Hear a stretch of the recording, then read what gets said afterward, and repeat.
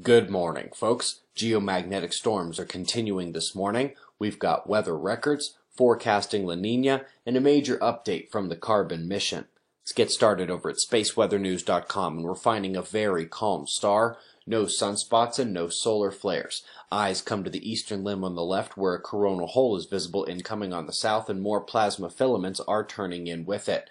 Thus far, we're seeing most break down before they get to center longitudes, but that won't last forever. The southern coronal hole is up next because the northern opening is departing our view today. We are still inside its fast solar wind stream of particles, which has allowed telemetry to remain intensified well above average going into a third day, and indeed the third day of storm conditions as well, likely to last until the next stream. Folks, Hurricane Ophelia is out in the middle of nowhere right now, but may make it up to Europe in a few days.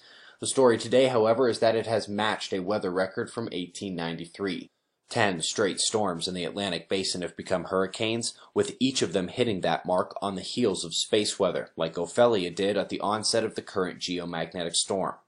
To learn more on the topic of solar storms and earth storms, go to earthchanges.org, watch the last video in the left column.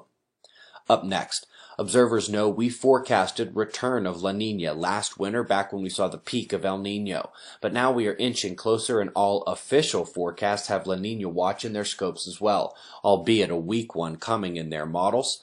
And lastly, folks, the Global Carbon mission has proven that the cause of the record carbon spike in the atmosphere the last 2 years was El Nino. They say the extra drought and heat triggers the release of massive CO2 stores, and obviously this is a much faster process than ice melt. So, just so you can stay on top of the official mainstream story in addition to whatever you might believe, according to the mainstream, CO2 causes the planet to get warmer. A warmer planet increases the CO2 release, which drives further warming.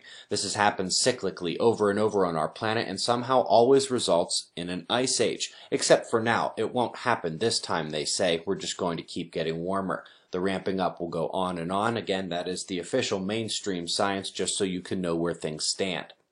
Website members at suspiciousobservers.org, I strongly recommend last night's episode of Deeper Look when you have 10 to 15 minutes to give a watch and a click or two.